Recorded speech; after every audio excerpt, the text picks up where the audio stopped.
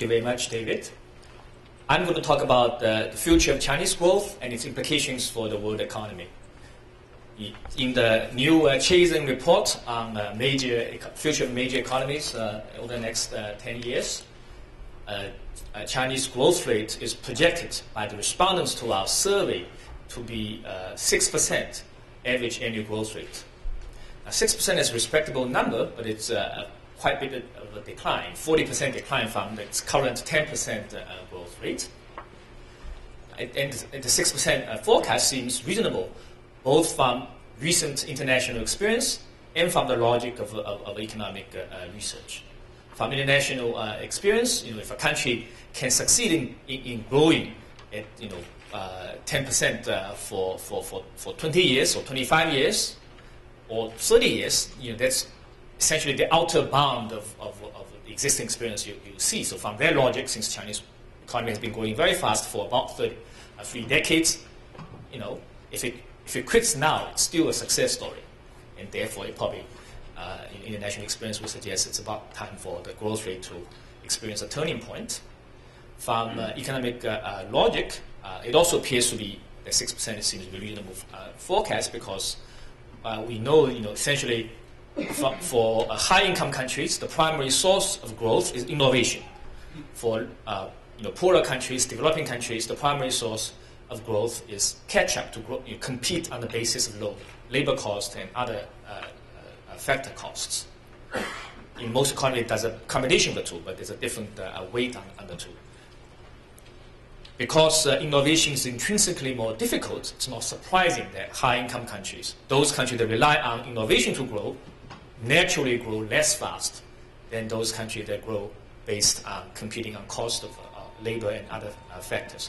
As China succeeds in closing its gap with high-income countries, becoming more and more like a middle-income, high middle-income, or high-income country, growth rate should come down because it has to increasingly rely more on innovation to grow. So naturally, so there's nothing to be ashamed of about. Naturally, need to grow less fast. China, after all, cannot compete even today with many other countries that have even lower labor costs.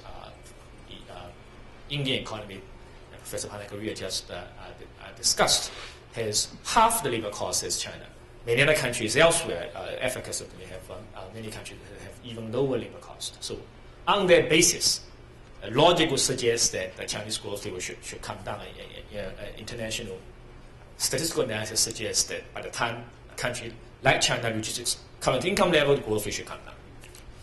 However, I'm going to argue that both past international experience and economic theory nonetheless might have missed some factor that's important that could sustain Chinese growth momentum a bit longer than otherwise the case. And that missing factor that I discovered through my research is missing women. The increasing relative surplus of men in Chinese economy that paradoxically, for a while, could make the economy grow faster than otherwise the case. So let me explain. So some of you might have heard or read about my research about how rising sex ratio, rising ratio of young men to young women might have triggered Chinese to save much more than they otherwise would be the case, and hence get the country to run a trade surplus bigger than otherwise would be the case. But today I'm going to talk about the connection with growth. First, so I'm going to talk about three things. First, basic facts about this increasing sex ratio. And second, potential connection with growth. And third, its implication for the world. On the basic fact, of course, left to nature, the ratio of young men to young women in the marriage market should be very close to 1. That's the case in the US, that's the case in Europe, that's the case in many, many countries. The Chinese ratio of young men to young women was very close to 1 not long ago, up to 2000 or so. In the premarital age cohort, that's the ratio you see. Since 2001, 2002, the ratio deteriorates. You have increasingly more men than women. And today, the ratio in the premarital age cohort is about 115 to 100. That means 1 out of every 9 young men cannot get married, mathematically speaking. I don't know which one cannot get married, but you know, in the aggregate, 1 out of 9 cannot get married. What's the connection with growth? Well, there are 3 possible channels. One is through increasing savings. The other is through making people to want to work harder. And the third is to promote entrepreneurship. So let me explain. Assuming most men want to get married, even a safer assumption to make is most families or parents with a son want their sons to get married. And you ask parents, they tell you they want their son to get married. Facing the prospect, declining prospect for their son to get a wife, they're going to be worried. They're saying, what can we do so that my son will not be in that, category, increasing category of perpetual involuntary bachelorhood, right? So you want to do something about it.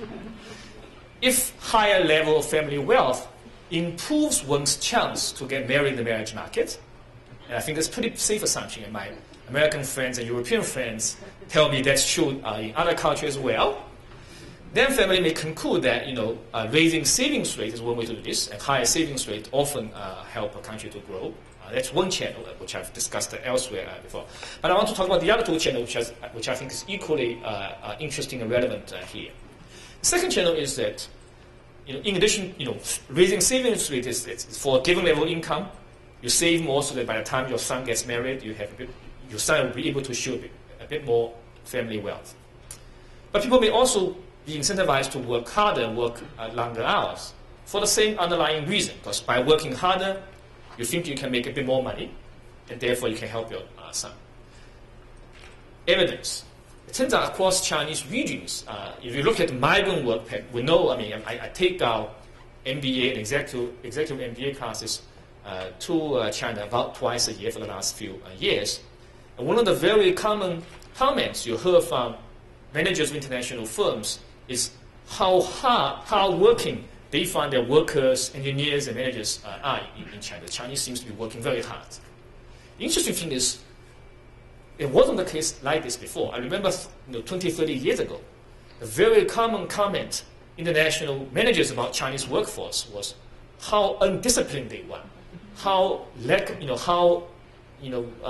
not wanting to work they are. People were used to, the whole story was they used to be central planning, they used to, the central planning, the joke is people pretend to work and government pretend to pay them. So it's supposed to have a habit of not working, right? So the current comment that the Chinese are so much harder working than you normally see in other countries, in fact, it's a very new phenomenon. And I argue that in fact has to do with the fact that rising sex ratio imbalance is a recent phenomenon. The data shows that across regions that you're much more likely to see migrant workers coming from regions with high sex ratio imbalance. It's not just that. Moreover, if you separate households with a son and households with a daughter, you see that parents and father in particular with a son coming from a region with high sex ratio are much more likely to travel far and report to work more days in the week in a region away from home. And look at the type of job they work. There are certain jobs that are intrinsically less pleasant. So we in our research, we look at this. We look at jobs in mining, in construction, or jobs involving exposure to hazardous material, poisonous material, or extreme heat, extreme cold. You look at those jobs, you ask the question, what kind of people are most willing to take a job like this for a little bit more pay? It turns out it is this. It is people from family with a son and living in regions or coming from regions with very skilled sex ratio, even within China, are more willing to take a job like that. So this suggests to us that willingness to supply labor, supply effort, willingness to work hard is partly a response to the desire to help your son to get married. And parents from daughter family don't do the same kind of things. That's on work ethic. So the Chinese, in other words, tend out to work harder and be more willing to tolerate longer working hours, harsher working conditions, partly because of the rising sex ratio investment. They may or may not think that way because they only think about competing with others. But underlying factor, one of the underlying factors is this. The third channel is entrepreneurship. For the same reason that parents with a son may want to find ways to increase family wealth, being willing to take more risk with the hope to get higher wealth is also a possible channel. And data also suggests that across Chinese counties, one way to approximate rate of entrepreneurship is to look at rate of birth of new privately owned firms. You see, where are the, we know the Chinese economy's growth, 70% of the growth comes from private sector, domestic private sector. And the other 30% comes from foreign-owned private firms. You ask the question, where are the domestic private firms coming from? It turns out regions with more skilled sex ratio are more likely to produce faster birth of new privately owned firms. You see more entrepreneurship. And you have to, of course, go beyond just reporting a correlation. You have to make sure the correlation reflects causality. I don't have time to reflect this, to explain this tonight. I just want to suggest there are actually multiple channels through which skill sex ratio potentially could lead to forces that give you higher growth rate.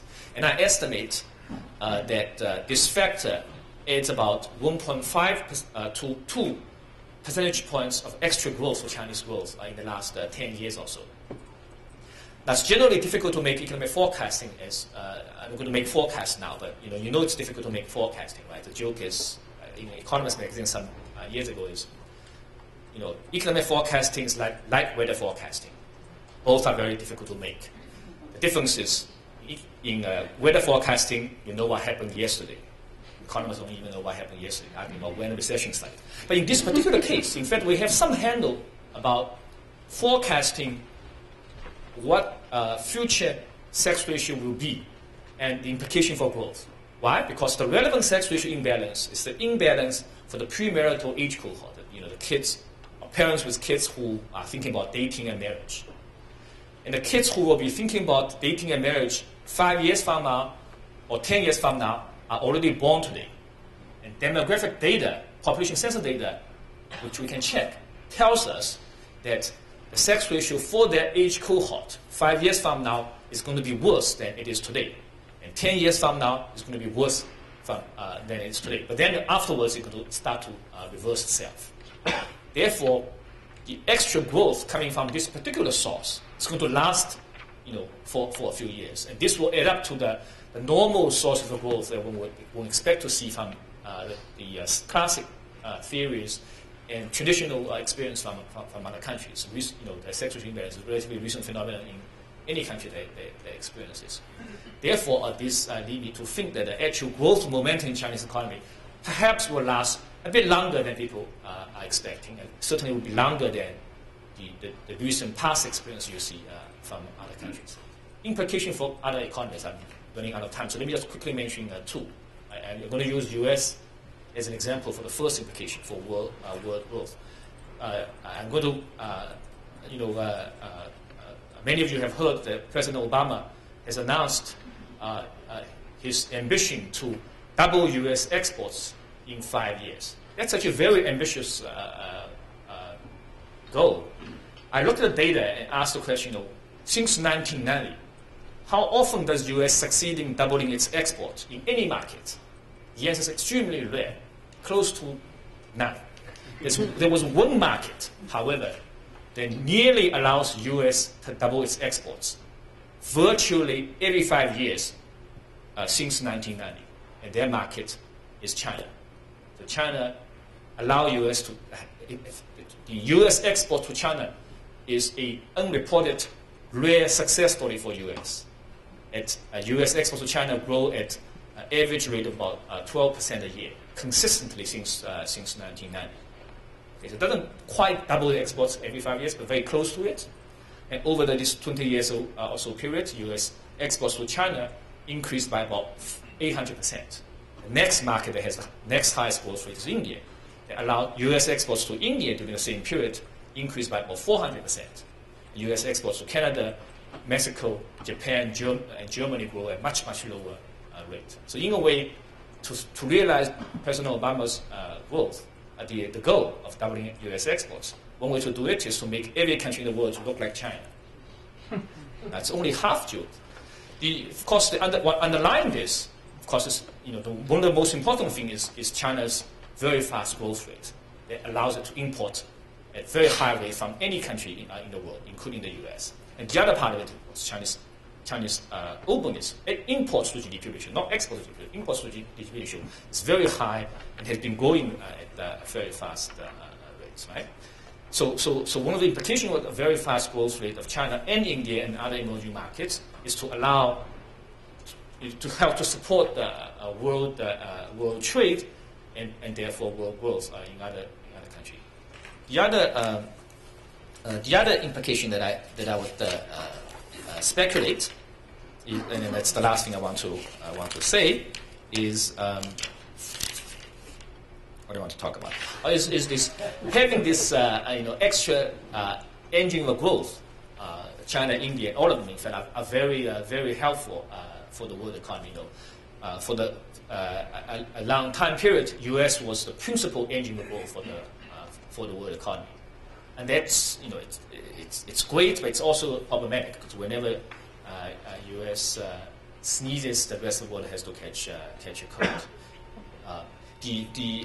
But with the Chinese growth, I mean, so I think why the world is internet dependent, there's also a certain degree of independence. Let me conclude by going back to the Chazen report. For example, Chazen report also look at among high-income countries, which countries will grow fast. It turns out will grow the fastest. It turns out the winners are, according to our survey respondents, are Australia and Canada. They are forecasted to grow fastest among rich countries. And I think the principal source behind this is that connection with their economic structure and the connection with emerging markets. Because when emerging markets as a group grow very fast, China, India, and others, those high-income countries that are resource-rich and are very successful commodity exporters benefit as a result. I think this underpins why Canada and Australia are forecasted to do better than other countries. So therefore, the high growth rates of China is on balance a very good news for others. I have other implications I can explore, but I'm running out of time. I just want to say one line things like having an extra voice in the governance of the world economy potentially this diversity could also be helpful in some circumstances. So thank you very much.